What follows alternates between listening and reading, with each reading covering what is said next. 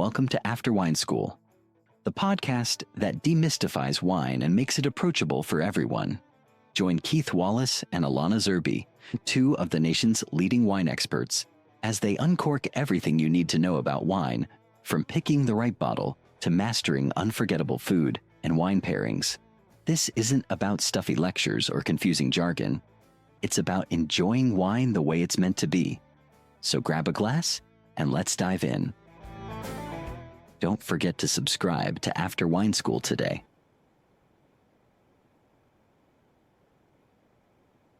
Welcome once again to After School, the wine podcast. This is our podcast. It's After School. The topic today is tasting room nightmares. Tasting room night. All right, and we're gonna drink along with this after we talk about this. We're gonna actually taste some wine. What wines are we tasting We're going to today? taste some wine. Let me show you, Keith. Oh, We're going to have a beautiful Pinot Noir from Domaine Bouchard. This one's called Bon de Chateau. It's a oh, Premier Cru. that's fantastic. Oh, Premier Cru. Oh, wow. All right. Well, I'm gonna leave this here for right now. Yes. Let's not taste yet. Now just I yeah. thought about it. I was like, I know. I really want. There's a delay there. I didn't know if you were going to come back to us. There was a delay. It was. So let's quickly introduce ourselves. My name's Alana Zerbe. I am the Director of Wine Education at the Wine School of Philadelphia. And joining me, as always, is Keith Wallace, the Director and Founder of the Wine School of Philadelphia. And we have an important sponsor to mention, the National Wine School, the premier online education center for aspiring sommeliers. And they've asked us to make an important disclaimer that all of the viewpoints and opinions that you'll hear from us today are purely our own and do not reflect the opinions or viewpoints Yeah. of the National Wine School or even the Wine School of Philadelphia or any other reputable business you may find us at. Yeah. Yeah. Yeah. No. It's Yeah. after school. Yes. Exactly. Yes, it's in the name. The clue is in the name. Yeah. And it's also great because usually we can't talk about. I'm going to sit down. I'm going to relax. Oh, that's good. All right. Yeah. Well, it's spilling the tea about the insider things, and that's what I like doing in this place. That's Yeah. what we do here. Yes. And and one of the things we were going to talk about, right, is tasting rooms. And because tasting rooms, this is the place. And one thing, set this up.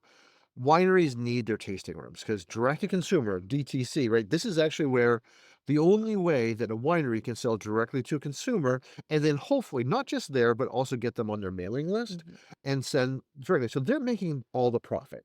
This should be somewhere, if you're a healthy winery, it can be up to 40-50% of your income.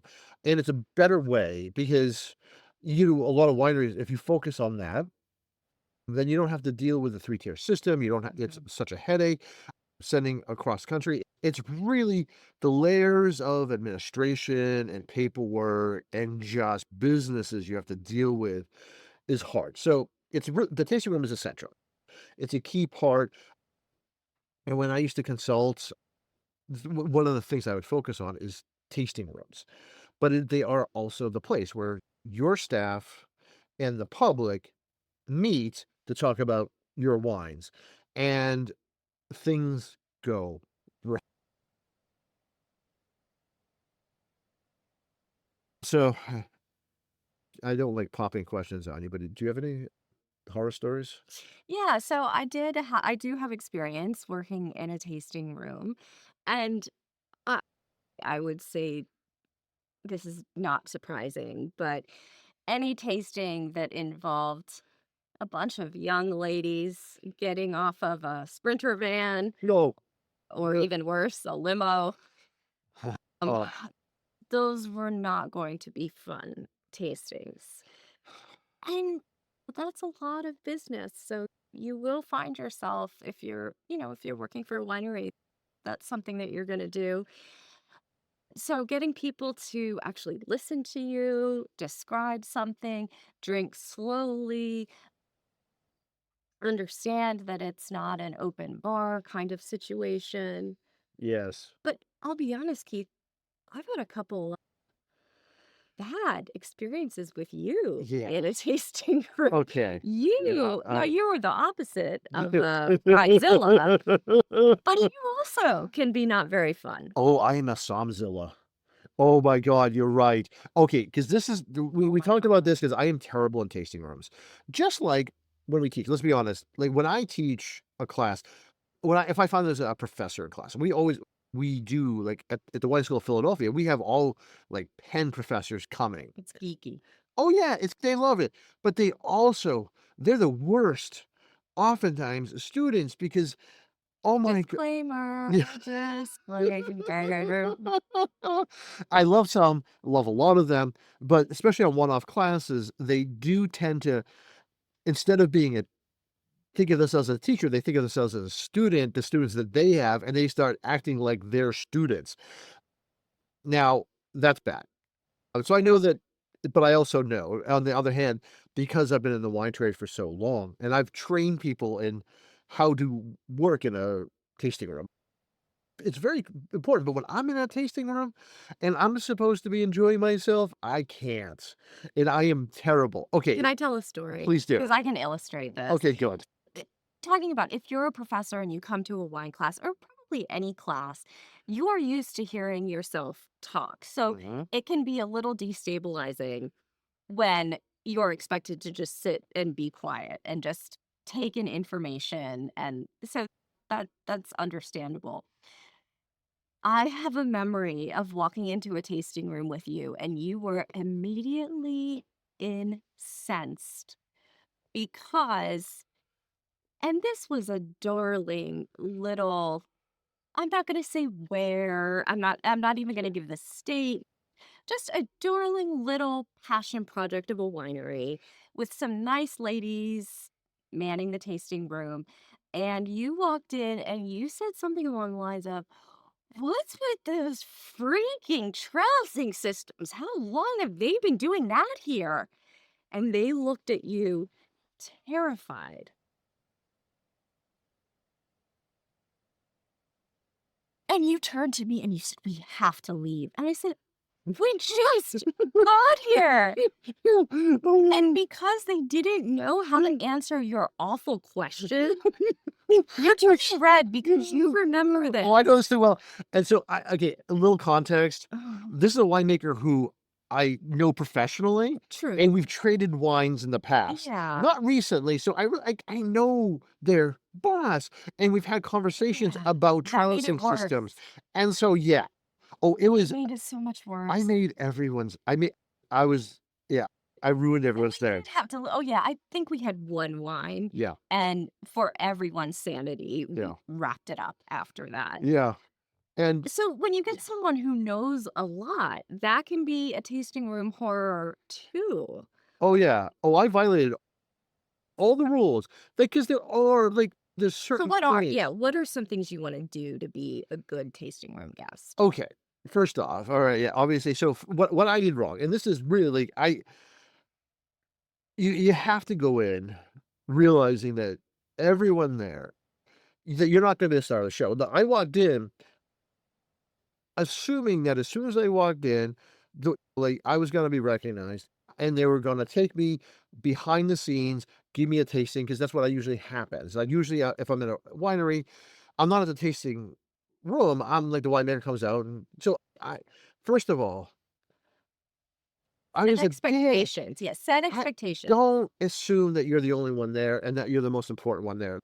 I was much younger. That was egotistical piece of shit thing to do. I own it now, and you're right. You are right. As a Partner. partner, even that's hard to say because I'm like my employee.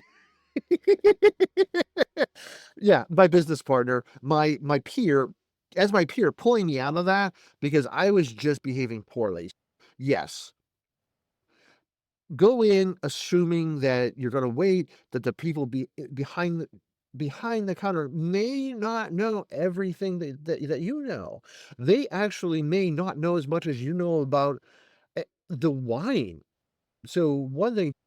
just being nice and smiling and sitting there and just be there for the ride and just Give them the benefit of the doubt. yes, Understand that they're if they're there, they love wine. yes, No yeah, one behind a tasting room is making a ton of money. that's true, that's true. So they want to be there. They're passionate. Maybe their family of the owners or winemakers. Modulate expectations, Hmm. give them the benefit of the doubt. But I will also say, I too recently have had an experience where I didn't expect somebody to recognize me or know me or grab the winemaker or something. But this person didn't get the cue from the questions I was asking that you should elevate the discussion. I don't need to know the difference between red and white wine. Let's like let's make this worth each of our time, right? You're hard tasting rooms too. Well, I was told this was a little bit pushing it. But what I did was I made a personal connection, asked this person about their background, how long they've been there, and then, hey, would you mind going to the winery if there are some tech sheets laying around? Maybe just look at a tech sheet. All right, there you are. Yep. And it was probably rude, but it was a waste of my time and it was making me angry because Yes. this person wasn't picking up on the fact that I was asking questions about residual sugar. And you should just know at that point, Mhm. elevate it. But Yeah. it should be a trial. Well, yeah. So coming from like training staff, like I always fight because the hard thing is if you are working for a tasting room, you should be able to pinpoint levels of knowledge. And because you do have different kinds of people going to a tasting room, you do have the folks just coming in to drink. Like you have them. Absolutely.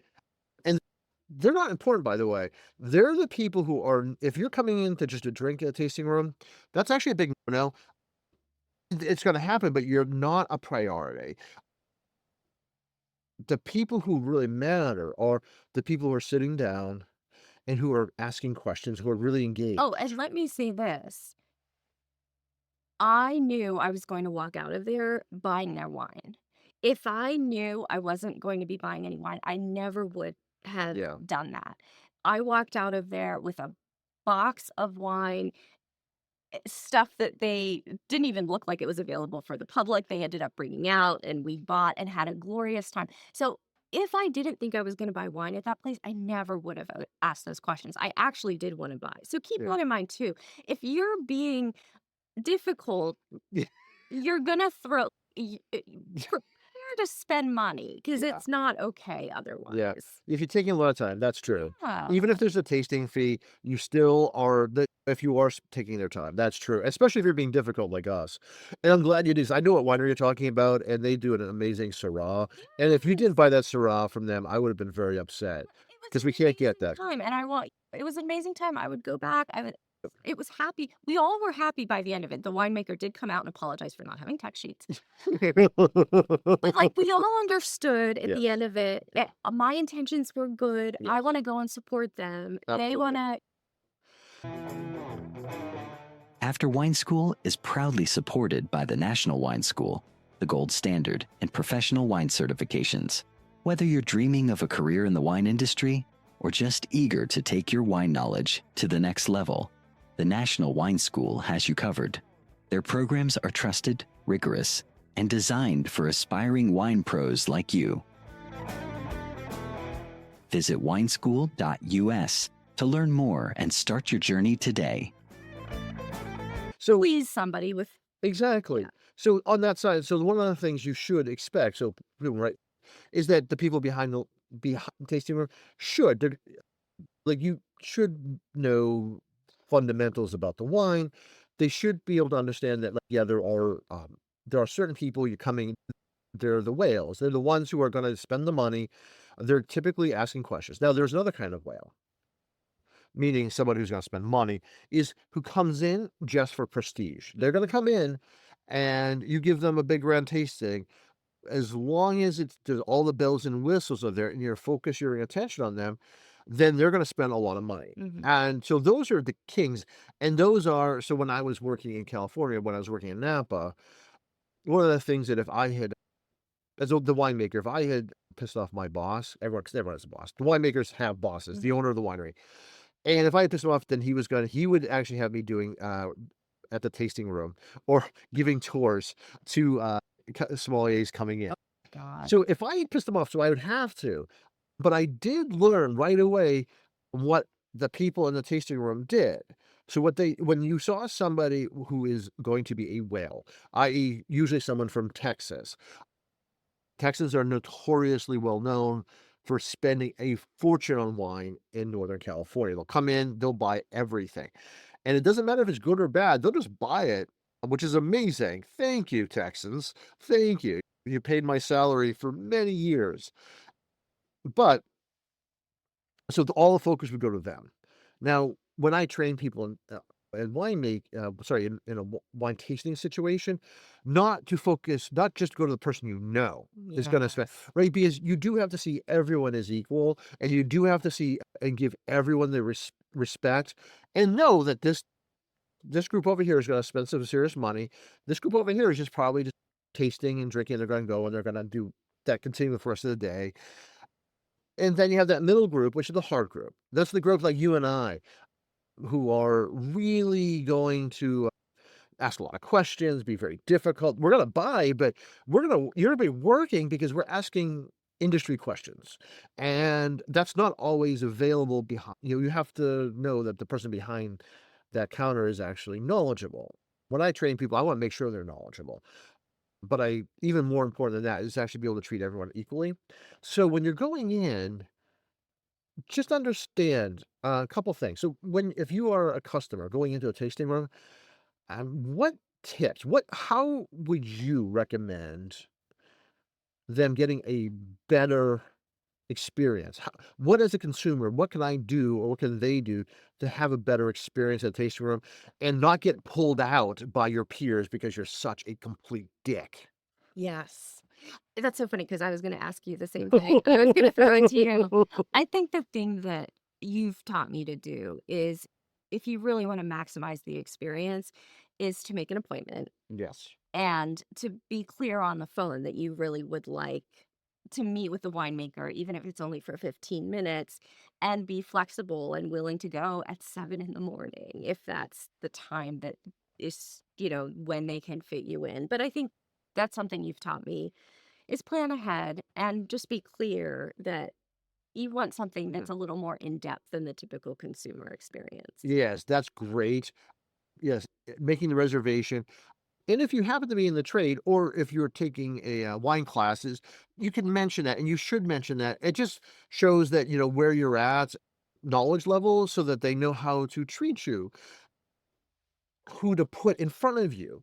It's very important. That's key, right? Make the appointments. You come in, you never say you don't like anything. That table is a fan. You mentioned that. They're a huge fan. They love that wine. They may be related to the winemaker. They may be the owner. You don't know. And we've had that where actually we're at trade tasting, and the person behind the counter was the winemaker's mom. And I almost said something very mean, and Yes, you almost did. Oh man, I'm a terror. I'm a terror. I'm sorry. But you're difficult, but the one thing you never do, Yes. never, Yes. ever, you've never asked for anything for free. Oh no, ever. Never. Never. No. So you can say you're in the trade, but do not have any entitlement to think that you're owed anything That's on the true. house. Oh, absolutely not. Absolutely not. There are, if you are in the trade, they may actually come. They may not. Never ask. Yeah, and you never ask. Yeah, you never ask for anything, and you just compliment. So when you go in, because they're such a fan behind, and they may be a member of the family, you never say, "I don't like this," ever. You can say, "This is not to my style. I'm more interested in XYZ." They offer you a sweet rosé or something weird. You're like, "This is not to my liking. Not to what this is not what I'm looking for right now. What I'm really I'm interested in are big, heavy red wines, or I'm looking for light aromatic wines to start with, or even set expectations. Like I can't taste all your wines. That's a good one. Yeah, Yes, you do I that a lot. Yeah. can only I have just give you them. I can only taste 3 or 4 wines. What ones would you recommend? Any of this, put the power on them. Allow them to have agency. Allow that the tasting room personnel to have agency. Compliment the wines, even if they're giving you something and you think it's awful, you just may be out of your league, or you are at a really terrible winery. And I've had that happen. Sure, yeah. We have now the winery. We went to a winery. We were working. We were at a winery, and I'm not gonna say where, but it ended up being going out of business and being bought by a very famous person, Mhm, mhm, and it was just an awful winery. mhm. But, we went, and I've never been nicer. Yeah, Because here's the thing, yeah. look, you know, they don't need me to tell them that they're not gonna survive. That they don't need me. There's nothing they can do about it. No, and, I don't wanna break anyone's heart. So, yeah, definitely never say, "I dislike this." Oh, and can I also Oh, say, yes.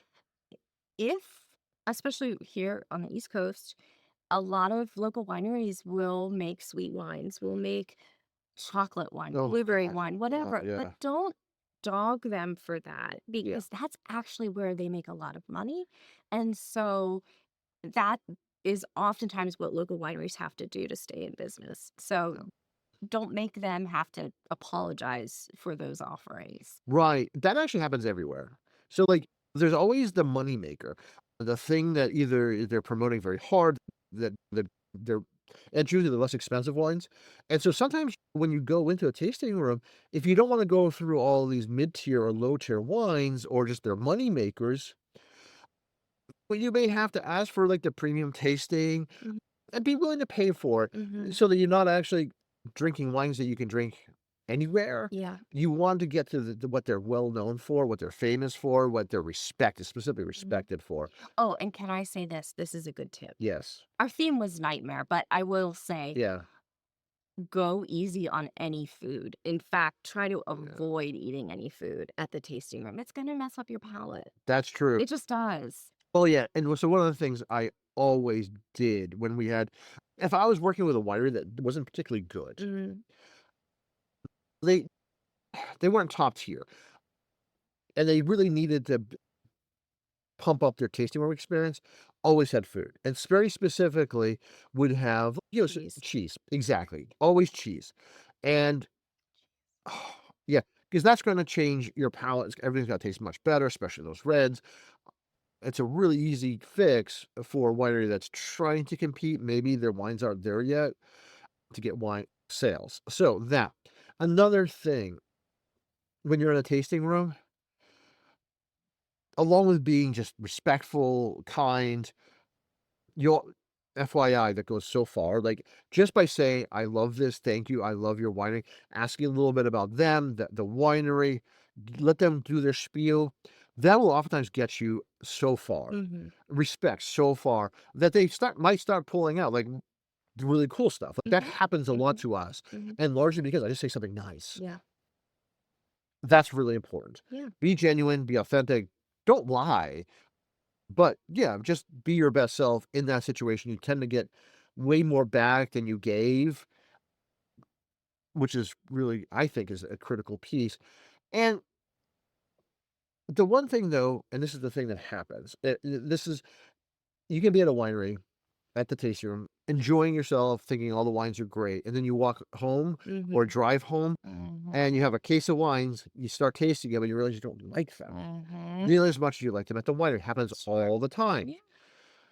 One of the things we do at a winery, a tasting room, is in fact because as we're talking to you, you're only tasting one thing, and as we're describing that wine, they're describing that wine to you, the consumer. You're hearing all this, and now all of a sudden you're smelling it. It's easy to gently manipulate someone by recommending certain smells and flavors and only saying nice things about the wine.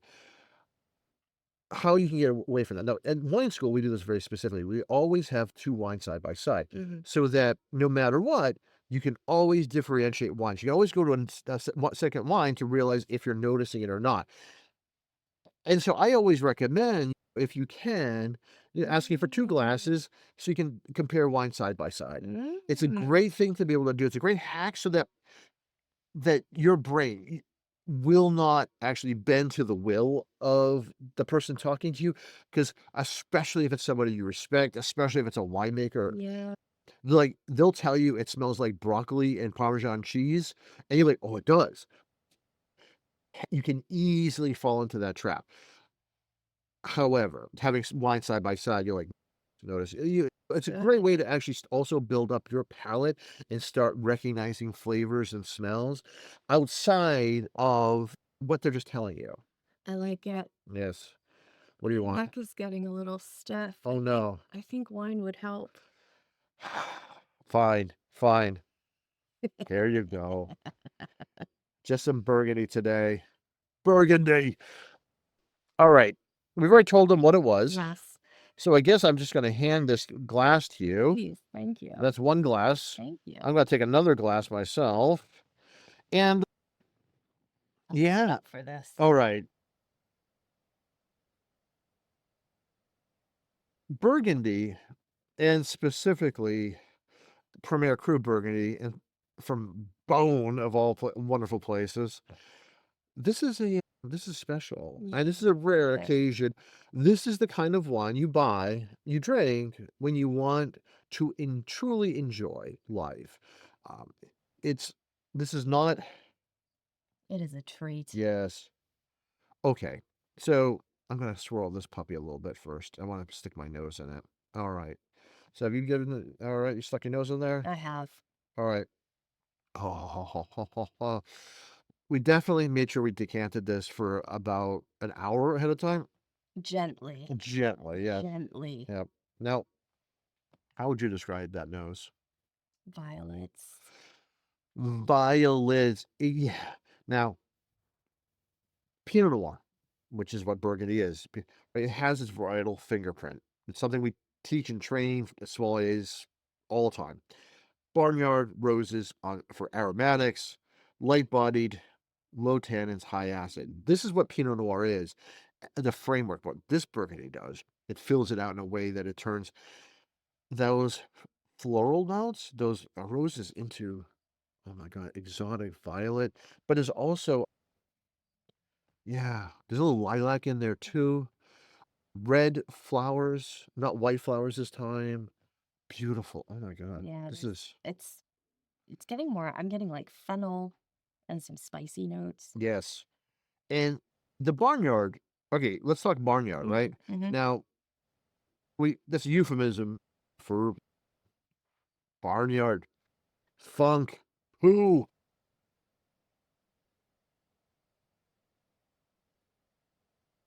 There's always that barnyard note in Pinot.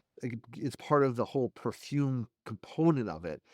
It's the thing that's underlying everything. It's the weird thing, that ugly thing that makes everything beautiful. Like perfume, there's always this oud note in perfume, the thing that's really funky and earthy and like sometimes like sweaty, but then you wrap it around with all the wonderful floral notes. Now this is doing that, and it's doing it in such a complex way. This makes most Pinot smell like department store or like CVS perfume, and this is like the most beautiful, expensive, and I don't know what's the most expensive perfume these days. I have no idea. Byredo's pretty incredible. Oh, You've never heard of that. no. I have no idea what that is. That could be an island off the Greek coast, as far as I know.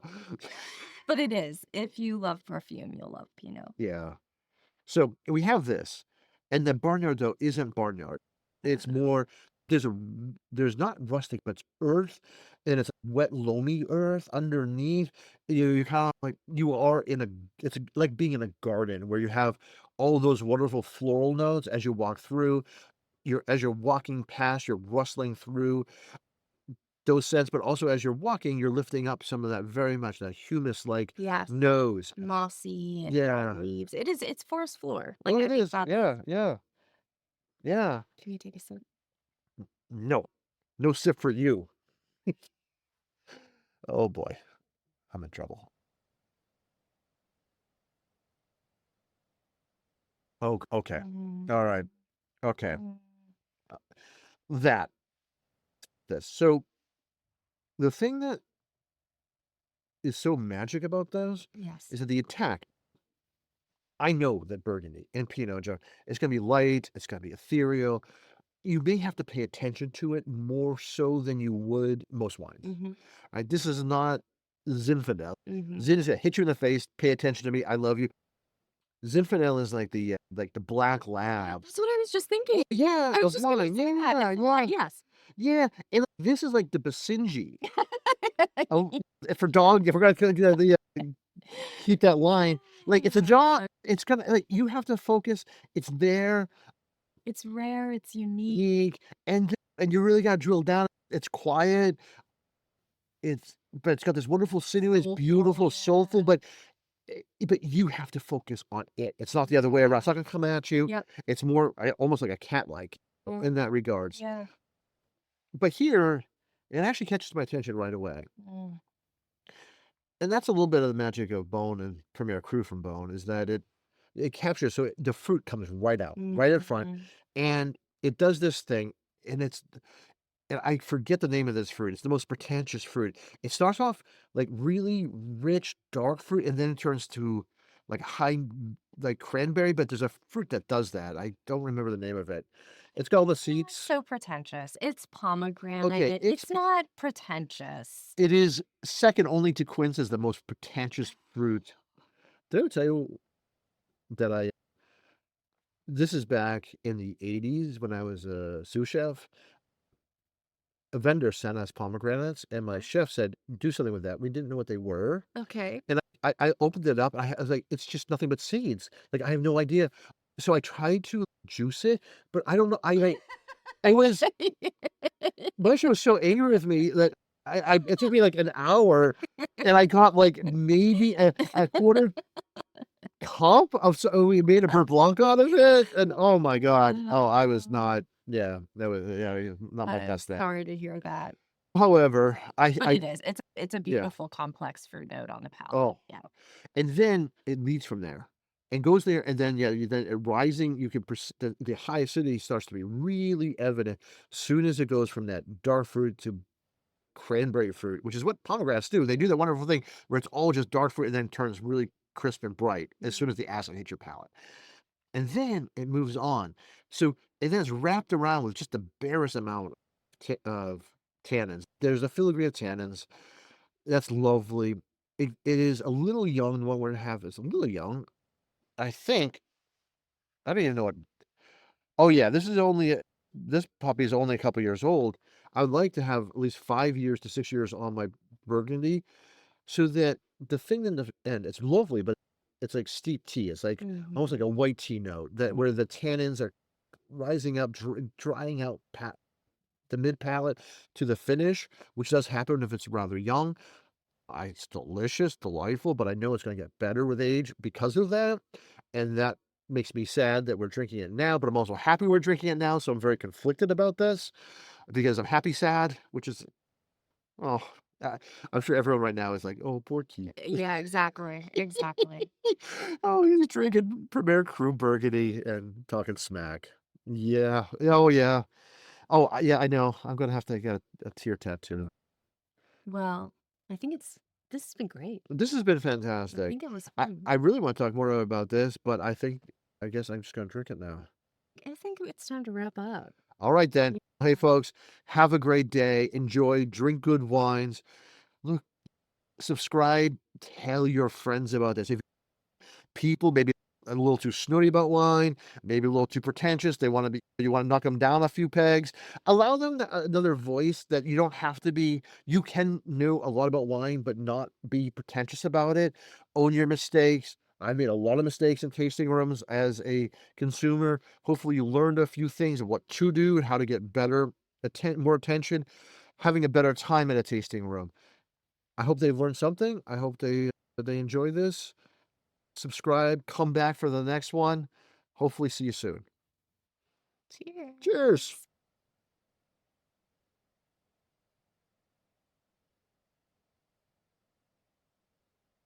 Thanks for spending time with us on After Wine School. If you enjoyed today's episode, hit subscribe so you never miss out on more wine wisdom, tips, and laughs. Until next time, raise your glass, savor the moment, and cheers to you.